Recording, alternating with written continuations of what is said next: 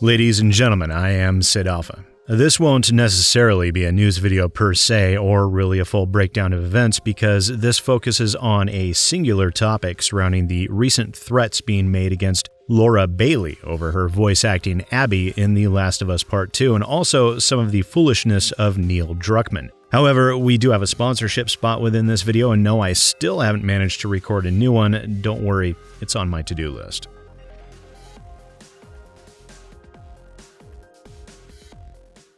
Yes, that's right, I went and got a sponsor, because YouTube ad revenue is beyond garbage right now. Of course, I don't want to promote any sort of mobile game or any of that nonsense, so I chose to go with Ridge Wallet.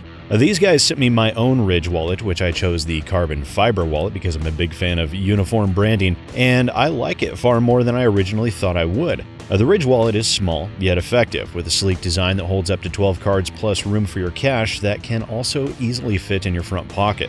There are over 30 colors to choose from, plus they also sell phone cases, bags, and even a knife. And the Ridge team are so confident that you'll like these wallets, they're willing to allow you to test drive them for 45 days, which, if you don't love the wallet, simply send it back for a full refund. So get your Ridge wallet today with free worldwide shipping and returns by going to ridge.com/SidAlpha and use the code SidAlpha for 10% off your order. Link is in the description below.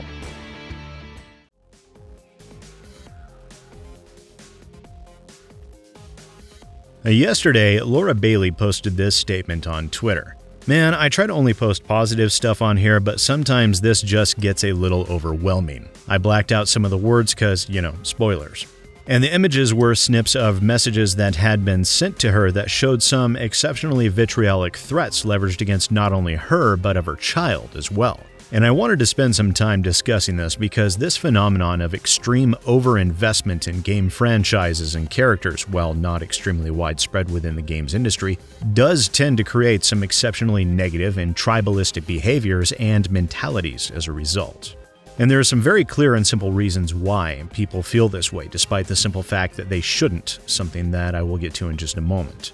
And it's no secret that The Last of Us was regarded as a phenomenal game within the PlayStation markets, receiving an extreme amount of praise, and the remaster of the game being considered to be a masterpiece by many, mostly due to the story elements involved.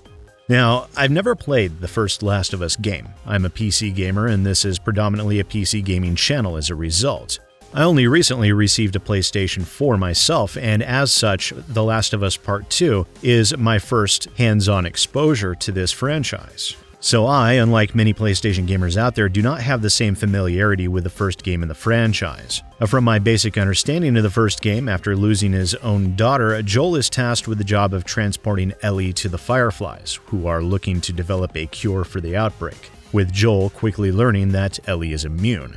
The journey to reach the Fireflies and the trials and tribulations faced by both characters along the way make up the bulk of the game, ending with Joel, upon discovery that the Fireflies would kill Ellie in order to extract the infected part of her brain in order to attempt to develop the cure, rescues Ellie, breaks into the operating room, and in the process he kills the surgeon, who is later depicted as Abby's father in The Last of Us Part 2. The first game then left players with speculations on whether or not Ellie believed Joel's lie that he told Ellie, and whether or not that lie would become a primary point of contention between them in the second game. And from the sounds of it, I can see the appeal. Without knowing anything else beyond that basic understanding, it speaks very much of an unlikely pair learning about each other and their past and growing together, both as a team and in something not unlike a father-daughter relationship. It sounds like solid storytelling, with likable and relatable characters that players could grow to respect and empathize with. And it is that basic foundation of good storytelling that manages to draw in so many people in such a visceral manner. A good storytelling, especially when coupled with the interactive elements of a video game, can afford a certain amount of player agency, and therefore increasing the personal investment in the characters. Now, I recall experiencing something similar, although to a much lesser degree, with the Mass Effect series, particularly with Garrus, the best bro in the galaxy. Garrus started out as little more than a beat cop with a chip on his shoulder, disenfranchised with the system that he was forced to work under. And through the course of 3 games, we as players watched and even helped to guide Garrus's growth as a person. So I know full well just how invested in characters players can get. And it is that extreme attachment to those characters that we are seeing with The Last of Us Part 2, and it helps to explain a great deal of the backlash here, as mentally unbalanced as that backlash is. Now, I will save my full breakdown on why I feel the storytelling within The Last of Us Part 2 was substandard and undeserving of such an obviously beloved franchise, but suffice to say, even I, with my extremely limited knowledge of the first game, could easily identify how in numerous scenarios these characters were not behaving like themselves, and how the game railroaded players into taking unavoidable actions where in all reality a choice should have been offered. Take, for example, the simple fact that Neil Druckmann and Naughty Dog had lied on numerous occasions. One of the more easy-to-note elements of that would be their stating that you would be able to traverse the entire game without killing a dog if the player chose, only to find oneself in a QuickTime event where the only options provided would be to allow the dog to kill you, restarting from the autosave point, or to complete the QuickTime event, which forces you into killing the dog. Only to discover that Neil Druckmann had used that scenario as a forceful attempt to place the player into an uncomfortable position by attempting to push the player to become attached to that very same dog through their playtime as Abby. It was ham-fisted, lacking in impact, and ultimately inadequate effort. After all, nothing screams amazing storytelling like forcing the player to perform an action in order to progress with the game, an action that they cannot avoid in any way, and then point to the player and for all intents and purposes tell them that they are a bad person for doing so. Such a thing is not a subversion of expectations, it's simply bad writing. And as a result of that, and the extreme inconsistency between the two games, is why so many people are angry, as we have seen, even viciously so. Because these players that sent Laura Bailey those messages are attached to these characters. The problem is that some people become overly attached, and as a result, they fail to distinguish the line between art and artist. They blur the line between fiction and a fantasy and that of reality. Because you see, Laura Bailey is not Abby. They are not one and the same. Laura Bailey is simply a voice actress that was hired to do a job, and as a professional, she did it to the best of her ability. These people are angry at the characters and at the storytelling within it, and yet they are choosing instead to take it out on the voice actress herself, a person who is nothing more than a contracted worker, reading and vocalizing the lines written by Neil Druckmann himself.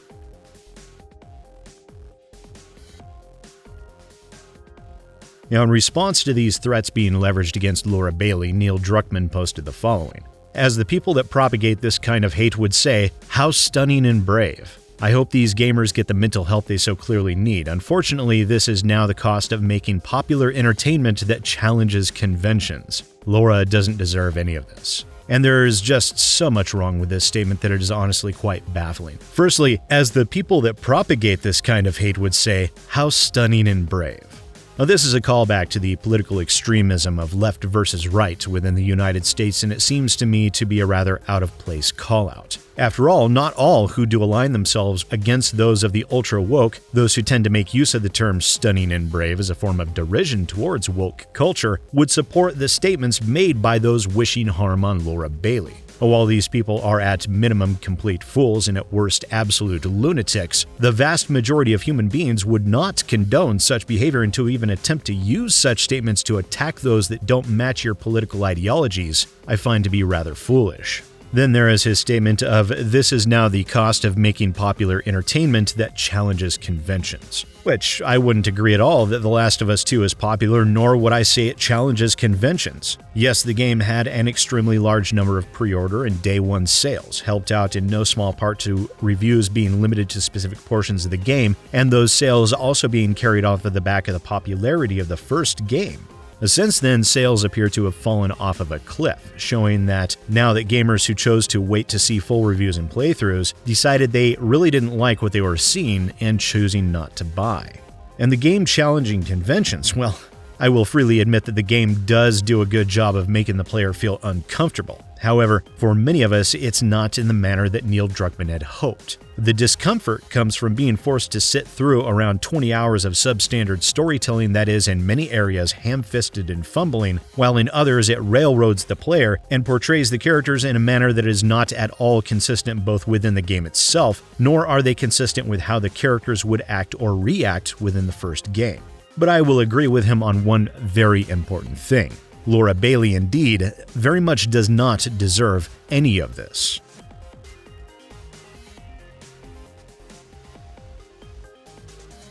Firstly, I do want to say, given I can already tell there will be a fair number of people within the comments that will be claiming that Laura Bailey likely faked these in order to somehow divert outrage from the game or to quote-unquote own the gamers, I ultimately dismissed those as likely arguments for a couple of reasons. The first reason is that Laura Bailey really has no horse in this race. She is an independent contractor who works with a large number of companies. She does her job, she gets paid, she moves on. She likely helps promote the game to a certain extent because that is one of the more unfortunate realities of booking jobs as a voice actor. Your social media platform and your reach can help sell copies, and that is extremely attractive to game companies and is, quite often, a determining factor in their hiring process. The second reason follows along with the first. She got paid. She got her exposure. Yes, she could be lying simply to garner some sort of sympathy exposure, but again, that would make no sense whatsoever. Laura Bailey is extremely popular due to a very successful voice acting career and her time on Critical Role. Her social media receives a metric ton of engagement and interaction, and to make a claim that she would do such a thing for clout or to quote-unquote own the gamers in no way holds true with her current patterns of behavior. To engage in a deception would be to also risk becoming embroiled in a firestorm of backlash that would greatly diminish what she already has. And as such, I see no legitimate reason on offer to discount her assertions. There would be realistically more to lose than could be gained, and as I said, it doesn't match her current pattern of behavior. Threats such as those Laura Bailey is being faced with are by no means an uncommon occurrence. Hell, I've gotten so many over the past 3 years that I tend to respond to them with a very simple, "You'll have to wait in line," and then file them away to the police. You have to develop a bit of an immunity to such behaviors being directed at you as any form of public figure does, but that by no means translates to the concern ever going completely away. After all, speaking as a parent myself, I've seen some exceptionally graphic threats leveraged against me and mine, and as such, while there is a rather minuscule possibility that any of them would ever bear out to be legitimate, that possibility is never 0%. And as such, you always have to worry that maybe one of these people might be either crazy or stupid enough to attempt to act upon their threats. And all of this over the very simple fact that she voiced a character that these people didn't like in a game whose story they did not at all care for.